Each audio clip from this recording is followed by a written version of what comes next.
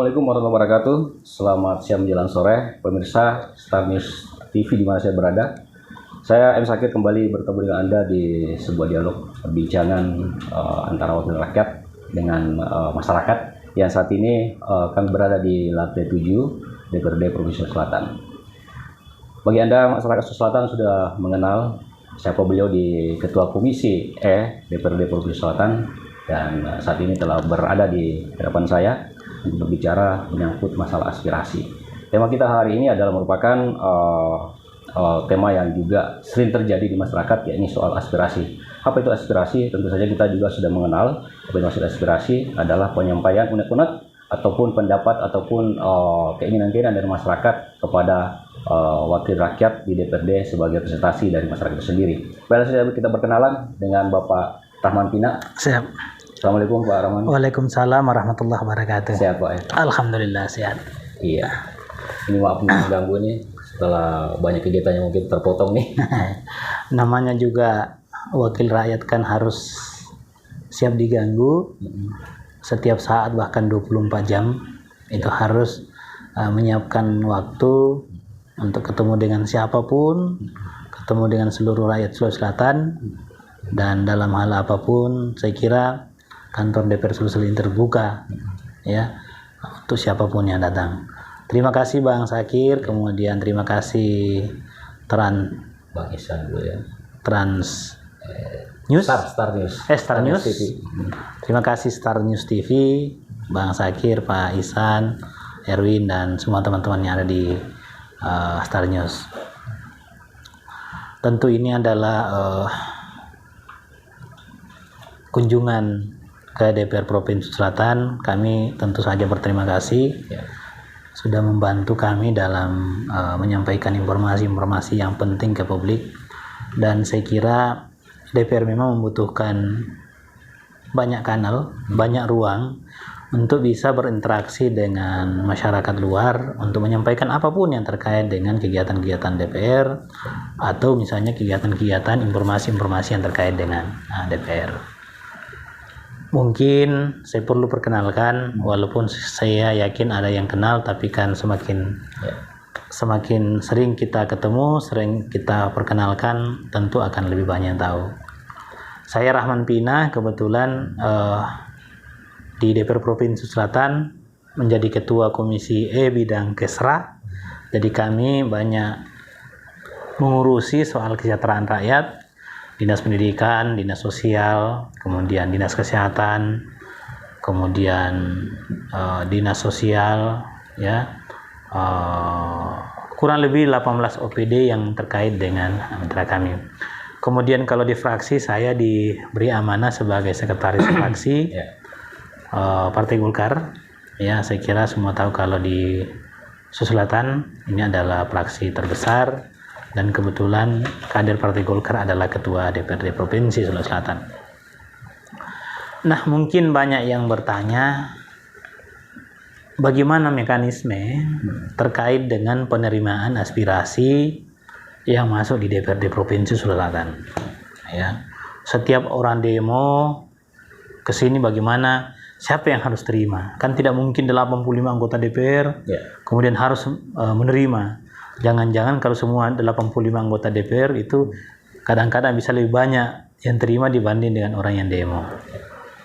Kemudian bagaimana mekanisme tindak lanjut dari aspirasi yang disampaikan oleh publik, oleh masyarakat kepada DPRD Provinsi Sulawesi Selatan. Perlu diketahui bahwa ini kan lembaga DPR ini adalah sesungguhnya adalah wakil dari 10 juta lebih rakyat Sulawesi Selatan. Sekiranya kantor ini bisa menampung 10 juta lebih rakyat Sulawesi Selatan, maka ini adalah kantor, tempatnya lah ini untuk mereka berkantor. Tapi karena ruang yang terbatas, maka regulasi kita mengatur, sistem perundang-undangan kita mengatur bahwa ada namanya Dewan Perwakilan Rakyat. Dewan Perwakilan Rakyat ini adalah 85 anggota DPR dari seluruh fraksi dan partai politik yang meloloskan kader-kadernya di DPR. Jadi 85 orang ini mewakili dari kurang lebih 1 juta masyarakat Sulawesi Selatan. Nah, bagaimana mekanisme penyampaian aspirasi? Saya kira banyak ruang, banyak tempat yang bisa kita gunakan.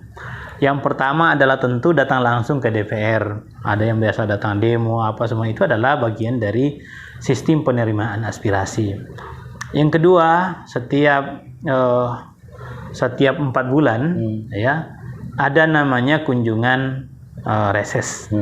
Ya, seluruh anggota DPR pada masa reses itu turun ke daerah masing-masing untuk menerima informasi, menerima laporan, keluhan terkait dengan layanan publik dan apapun itu kepada masyarakat di masing-masing daerah pemilihan. Nah, ini kan 85 anggota DPR ini kan terbagi di seluruh provinsi Sulawesi Selatan, ada yang di Luwu, Toraja Utara, kemudian ada dari selatan, dari Selayar, Bantaeng, Bulukumba, dan seterusnya. Jadi seluruh daerah punya perwakilan di DPR Sulawesi Selatan.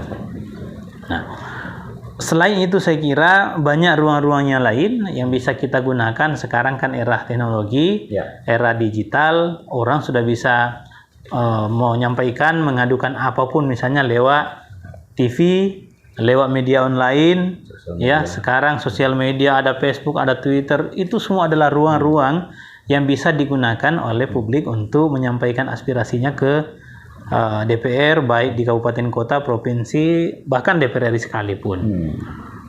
Nah, bagaimana kalau misalnya orang yang datang ke DPR? Itu salah satu ruang untuk bisa kita gunakan. Cuma memang ya dengan era keterbukaan ini sekarang, saya kira datang ke DPR itu bagus, ya. Saya kira itu bentuk dan cara masyarakat untuk menyampaikan aspirasinya. Tapi sekali lagi dengan era keterbukaan seperti ini sekarang, tanpa datang di DPR pun, ya, tanpa datang di DPR pun bisa tersampaikan dari macam-macam media yang saya sebutkan tadi, bahkan lewat telepon, lewat WhatsApp, itu semua bisa. Nah, kalau misalnya penerimaan resmi masuk di DPR misalnya, bagaimana mekanismenya? Nah, kebetulan dalam tatib di DPR Provinsi Selatan misalnya kami sudah mengatur bagaimana tata cara penerimaan dan penyaluran aspirasi. Yang pertama adalah setiap hari ya di DPR Provinsi ini, kecuali pada masa reses, itu ada tim yang dibuat, misalnya hari apa, tanggal 1, tanggal 2, tanggal 3, tanggal 4 setiap bulan. Itu sudah diatur oleh bagian kesekuanan, siapa yang akan terima kalau ada aspirasi masuk hari Senin, siapa yang terima kalau hari Selasa, siapa yang terima pada saat Rabu, Kamis, Jumat, dan seterusnya. Itu sudah diatur. Yang kedua, bagaimana mekanisme untuk kemudian mengatur penyaluran aspirasi itu. Misalnya, pada saat mereka datang, tugas tim penerima aspirasi ini hanya menerima aspirasi, menerima penyampaian, kemudian nanti itu diteruskan ke pimpinan DPR. Ya, pimpinan DPR ini kemudian mendisposisi ya surat apapun itu. Jadi tidak ada surat, tidak ada aktivitas, tidak ada aksi demo yang masuk ke DPR tanpa lewat tindak lanjut. Pasti ada tindak lanjutnya. Contoh misalnya ada demo terkait buruh misalnya. Demo terkait mungkin ada pekerjaan jalan. Demo terkait mungkin ada anak sekolah. Demo terkait apa? Semuanya ada salurannya. Saluran yang pertama adalah ke komisi-komisi terkait. Ya. Katakanlah misalnya ada pengaduan misalnya soal layanan kesehatan. Pasti pimpinan mendisposisi ke masing-masing komisi misalnya untuk diagendakan rapat dengar pendapat. Katakanlah contoh misalnya ada pelayanan di salah satu rumah sakit milik Pemprov ya yang tidak bagus. Nah, dari disposisi itu komisi kemudian menyusun jadwal, memanggil dirut rumah sakit atau siapapun penanggung jawab rumah sakit, kemudian kita hadirkan dalam rapat dengar pendapat termasuk orang yang menyampaikan aspirasi. Kenapa dua pihak kita harus pertemukan? Ya karena jangan sampai informasi yang dibawa ini tidak valid. Bisa jadi juga mungkin tidak benar. Kan mereka bisa langsung konfirmasi ini pelayanan apa semua. Cuma memang kita harap bahwa setiap informasi, setiap pengaduan yang masuk itu dilengkapi dengan data. tidak dengan katanya, menurut. Nah, ini kan banyak sekali itu katanya di sana Pak pelayan tidak bagus, tapi kan pelayanan itu kan 24 jam. Itu tanggal berapa pelayanan tidak bagus supaya mereka juga bisa cek. Pelayanan hari apa supaya hari apa Senin misalnya. Kan dia bisa cek hari Senin yang bertugas itu dokter A, dokter B, dokter C atau siapapun. Bisa kan dicek. Pada saat rapat dengan pendapat itulah misalnya masing-masing OPD bisa menjelaskan, oh ini tidak benar. Anggaplah kalau ini benar, terima kasih masukannya, akan kita tindak lanjuti seperti ini, ya. Begitupun dengan hal-hal yang lain, misalnya itu disposisi dari pimpinan masuk ke komisi A, komisi B, komisi C, D dan seterusnya. Jadi semua proses berjalan. Kecuali misalnya ada kadang juga demo, misalnya masuk ke DPR provinsi tapi bukan kewenangannya. Ya, bukan kewenangannya. Biasanya kalau bukan kewenangannya tentu kita akan panggil misalnya daerah atau pemerintah daerah yang terkait. Contoh, tiba-tiba ada demo misalnya terkait dengan layanan PDAM. Ya kan bisa saja begitu. Atau terkait dengan layanan kebersihan misalnya. Kita kan di provinsi tidak punya kewenangan untuk mengeksekusi terkait dengan layanan PDAM misalnya, kan ini menjadi kewenangan kota, kewenangan kabupaten. Maka namanya aspirasi kan kita tidak bisa bilang, oh jangan kau datang di sini. Nah, ini bukan tempatmu demo di sini apa semua. Nah, tetap tentu kita tetap layani apapun yang mereka sampaikan, kita kita masukkan di wilayah terkait, misalnya katakanlah soal terkait dengan PDAM atau PLN misalnya di komisi D. Nanti komisi D misalnya yang panggil lewat pemerintah daerah, lewat gubernur meminta kepada wali kota untuk bisa menghadirkan dirut PDAM atau JM PLN. Kurang lebih begitu. Jadi semua aspirasi yang masuk itu akan ditindaklanjuti sesuai dengan mekanisme yang ada. Nah, yang biasa terjadi adalah warga itu kadang kurang sabar. Ya. Nah, ini kan di DPR ini kan setiap bulan itu diatur jadwal lewat Bamus. Ya. Badan musyawarah. Itu kan badan musyawarah itu mengatur soal jadwal agenda DPR setiap bulan. Misalnya tanggal 1 khusus untuk rapat kerja dengan internal OPD. Tanggal 2 dan seterusnya itu rapat RDP. Rapat RDP ini bisa kita manfaatkan untuk terkait dengan pengaduan. Kemudian bulan ini tanggal ini misalnya reses, kan tidak bisa pada saat masa reses kemudian kita enggak apa-apa karena ini ada demo kita tinggalkan masa, tidak bisa karena sudah terjadwal. Bahkan termasuk untuk pembiayaan itu kan sudah diatur. Kalau misalnya masa reses kemudian harus menerima, harus rapat kan susah. Tidak mungkin. Nah, sehingga dengan demikian aspirasi yang masuk itu disesuaikan dengan jadwal-jadwal di DPR. Nah, itu yang kadang warga pada saat datang ke DPR dia maunya pokoknya dalam waktu 1 kali 24 jam tidak dilakukan rapat, maka kita akan datang demo besar. Nah, ini kadang hal-hal seperti ini yang harus kita kasih pemahaman kepada publik bahwa ada waktu-waktu yang tidak bisa kita paksakan sepanjang bahwa seluruh aspirasi pasti ditindaklanjuti. Saya kira itu Bung Sagir ya. Pemirsa, itu banyak sekali punya ya, dan sudah paripurna dijelaskan tadi. Tetapi kita ingin mengetahui lebih dalam lagi bahwa Pak Rahman Bina ini sebenarnya sudah 3 periode ya. Jadi 2 periode di kota dan 1 periode, dan insya Allah akan 4 periode di di DPRD provinsi. Terkait masalah aspirasi tentu dia banyak makan garam ya.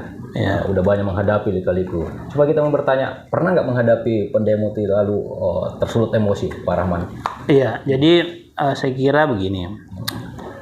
Setiap orang pasti keterbatasan itu pasti selalu ada.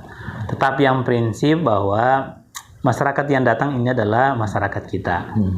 Ya. Orang yang datang ini mungkin ada yang dari jauh, ya, datang dengan macam-macam kondisi, ada yang datang dengan emosional, ada yang datang mungkin tanpa etika, ada yang macam-macam, ya. Bahkan kadang juga datang misalnya tiba-tiba naik meja atau apa macam itu, menurut saya mendobrak segala macam. Ya, mendobrak pintu, ya. Kalau kita di sini kan memang ada tata tertib, ya. Dan alhamdulillah sejauh ini kalau di DPR provinsi hampir seluruh masyarakat yang datang itu dengan cara-cara yang baik, ya. Atau kalau ada yang misalnya melakukan hal-hal yang tidak pantas, ya di DPR ini kan ada memang petugas, ada dari polisi Pamong Praja, kemudian ada juga dari kepolisian, ada dari macam-macam. Jadi saya kira kalau hal-hal seperti itu mereka sudah antisipasi. Pada saat mereka mengeluarkan kata-kata yang mungkin kurang pas, saya kira kita lebih banyak pemakluman, ya, lebih banyak pemakluman.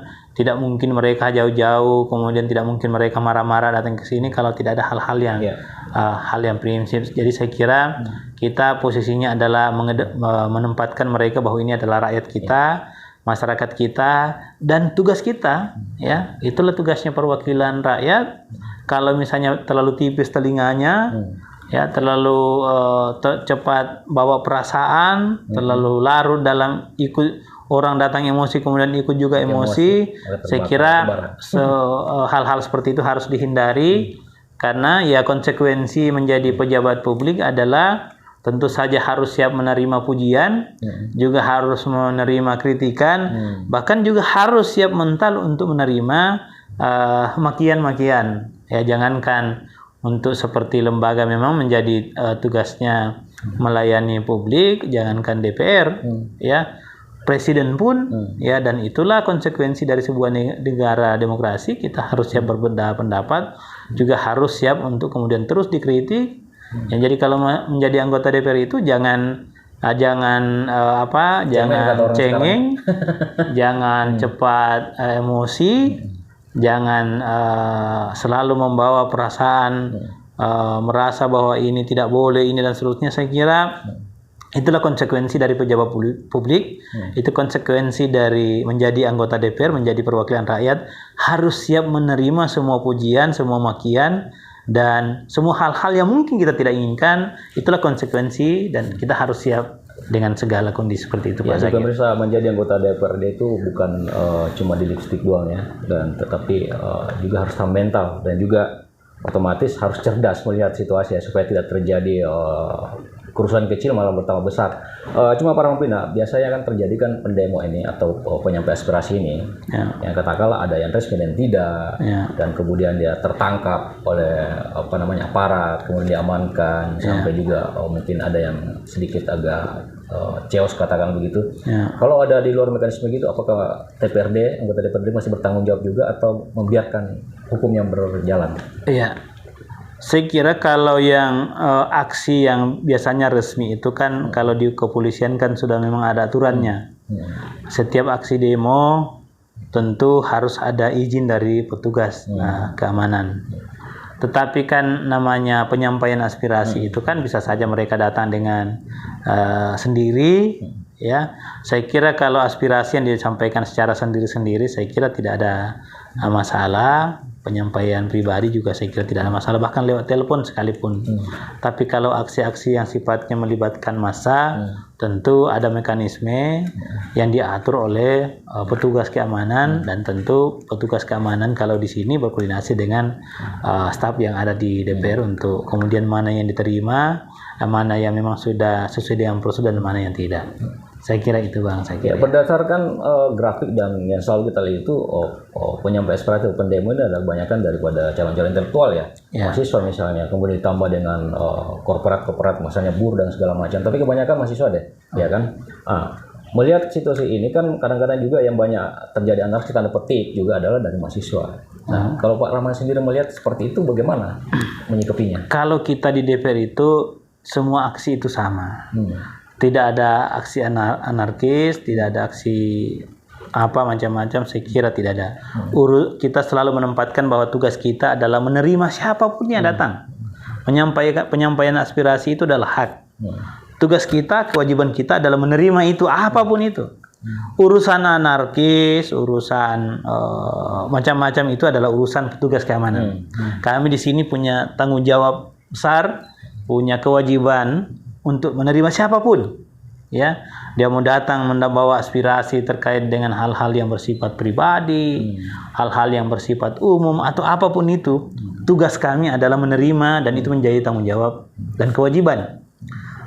Soal bagaimana sistem penyampaian informasi kalau ada hal-hal yang dianggap tak pantas, ada kadang aksi tekanan-tekanan, ada keributan-keributan, ada ria-ria, itu adalah menjadi ranah petugas keamanan. Petugas keamanan sudah tahu bagaimana protap pengamanan dalam setiap penerimaan aspirasi. Ya, kalau kita boleh memilih ya, katakanlah sebagai wakil rakyat yang di komisi yang banyak sekali, ada 18 tadi apa? 85 yang ditangani ya, lembaga itu ya. Oh, kalau di komisi 18 ya? Ya. 18 ya. Nah, kemudian kalau boleh memilih, kira-kira DPRD itu menyampaikan aspirasi itu yang cara apa dari masyarakat yang diinginkan? Saya kira begini, dengan sistem informasi yang sangat cepat sekarang ini, ya, dan seluruh masyarakat itu sudah punya interaksi langsung dengan anggota DPR. Cara yang terbaik adalah menyampaikan bisa lewat media sosial, lewat WA, lewat telepon. Saya kira sekecil apapun itu pasti akan ditanggapi, pasti ditindaklanjuti, ya, oleh DPRD Provinsi Selatan. Tidak harus datang secara beramai-ramai. Bisa dibayangkan kalau ada 1.000 orang harus demo ke DPR, ya, berapa banyak kegiatan produktif yang mereka mesti lakukan, kemudian berapa orang yang akan terganggu di jalan dan seterusnya. Kan cukup bisa lewat WA. Kalau misalnya tidak bisa satu orang saja kan bisa, tidak apa-apa, ya, tidak apa-apa, bisa lewat 10 orang menelpon atau menghubungi salah satu anggota DPR atau pimpinan DPR, atau sekali-kali misalnya demo di media sosial tapi disampaikan ke DPR, kan bisa begitu. Nah, kebetulan di DPR ini hampir seluruh akses media sosial, baik Facebook, Instagram, Twitter, dan semuanya itu sudah ada akses informasi. Jadi lewat media seperti itu juga akan ditindaklanjuti. Berarti kalau secara tradisional mungkin katakan itu turun di jalan itu bukan eranya sekarang ya untuk aspirasi seperti itu. Bagaimana? Saya kira itu juga salah satu pilihan dan kita tentu tidak bisa melarang itu. Tetapi pilihan yang terbaik dan menggunakan teknologi sekarang, menggunakan teknologi adalah salah satu pilihan itu adalah menggunakan jaringan telekomunikasi, menggunakan media sosial. Saya kira itu pilihan yang terbaik. Kalau tidak hiruk pikuk itu, tidak heboh itu bukan demo namanya, itu malah curhat kalau melalui sosial media gitu. Saya kira itu perspektif, itu anggapan. Kan bisa kita lihat juga banyak kasus ya yang kemudian viral mendapat respon cepat dari DPR, dari gubernur, dari bupati, wali kota, bahkan presiden. Itu tidak lewat demo, bahkan itu kadang viral, lebih viral perjuangan-perjuangan, kegiatan-kegiatan lewat media sosial dibanding dengan aksi-aksi yang harus melibatkan massa gitu ya. Iya. Ya, jadi pemirsa kalau ingin menyampaikan aspirasi tidak mesti harus turun di jalan, tetapi melalui media juga jauh lebih efisien, efektif ya. Kemudian pertanyaan kita ini, apakah penyampaian aspirasi itu ini kan selatan ya, artinya kan di daerah-daerah kabupaten ada 17 ya kabupaten kota. Ada 24 kabupaten kota yang harus dilayani. Ada yang pernah terjauh nggak ke sini, dan apakah dia ke sini atau anggota dewan yang ke sana? Ada banyak macam-macam cara mereka, misalnya katakan yang mungkin yang terjauhkan seperti dari Luwu Timur. Itu udah pernah ya? Dari Luwu Timur pernah. Kemudian dari Selayar juga pernah ada terkait dengan tapal batas dengan NTT, kemudian Sulawesi Tenggara juga pernah ke sini. Model lain adalah kan sekali lagi di seluruh Sulawesi Selatan ini sudah ada perwakilan, ada anggota-anggota DPR misalnya yang mewakili Luwu Raya, mewakili Selayar, ataupun daerah-daerah lain, itu mereka bisa sampaikan. Dan saya walaupun bukan komisinya, karena kan kalau toh bukan komisinya, itu kan nanti pada saat penerimaan ada namanya laporan reses. Laporan reses itu disampaikan dalam paripurna yang didengar oleh seluruh anggota DPR, didengar oleh seluruh kepala dinas, dan didengar oleh gubernur. Itu penyampaian aspirasi lewat reses, dan itu kita paripurnakan. Jadi apapun yang terjadi di seluruh kabupaten kota di seluruh Sulawesi Selatan pasti terpantau oleh seluruh anggota DPR. Ya. Pemirsa, kita terbatasi waktu, tapi satu lagi pertanyaan buat Ketua Komisi E, Bapak Rahman Pina. menyangkut masalah aspirasi tersebut dalam reses ya. Kalau reses sendiri itu apakah identik memang mengambil aspirasi masyarakat yang sudah bergejolak atau memang ada rumusan dari DPRD untuk turun ke masing-masing daerah? Iya, jadikan di undang-undang itu dan regulasi dan tata tertib DPR setiap tahun DPR wajib untuk melakukan kunjungan di daerah pemilihan. Jadi itu ada 3 kali dalam setahun, itu wajib, wajib, dan membuat laporannya juga harus lengkap. Apa-apa kegiatan, apa-apa yang dikeluhkan oleh masyarakat yang ada di daerah pemilihan masing-masing, itu menjadi kewajiban, bahkan diatur secara spesifik baik di DPR RI, di DPR provinsi, kabupaten, kota, untuk melakukan reses di daerah pemilihan masing-masing, baik secara tatap muka maupun lewat cara-cara yang lain. Dan saya yakin betul 85 anggota DPR Provinsi Selatan selama ini sudah sangat aktif menjangkau, turun ke masyarakat untuk ketemu dengan masyarakat terkait dengan keluhan-keluhan yang disampaikan. Cuma memang dalam setiap reses itu kan masyarakat itu kan mereka tidak semua tahu bahwa misalnya urusan ini menjadi kewenangan misalnya kabupaten, urusan ini menjadi kewenangan provinsi, urusan ini menjadi kewenangan pusat. Setiap tingkatan ini kan masing-masing punya kewenangan yang diatur dalam undang-undang dan tidak bisa diintervensi oleh setiap tingkatan. Saya kira begitu, Bang Sakir. Baik, pemirsa, sayang sekali waktunya terbatas dan Pak Arman Pina juga harus kembali bertugas. Kami menculik sedikit untuk waktunya untuk berbicara terkait masalah aspirasi. Mudah-mudahan saja pemirsa di mana saya berada memahami sedikit demi sedikit tentang bagaimana bersikap menjalankan namanya penyampaian aspirasi ke wakil mereka di DPRD. Mudah-mudahan dialog ini bermanfaat dan terima kasih Pak Arman Pina. Terima kasih. Assalamualaikum warahmatullahi wabarakatuh. Sukses terus. Terima kasih seluruh masyarakat Sulawesi Selatan yang terus menyampaikan aspirasinya apapun itu kepada DPRD Provinsi Selatan. Baik, sukses selalu Pak Rahman. Mudah-mudahan sehat walafiat dan terima kasih pemirsa. Kami berdua mohon maaf jika ada kata-kata yang bersalah. Saya Sakir dari Star News TV. Pandu diri. Bila taufiq hidayah. Assalamualaikum warahmatullahi wabarakatuh.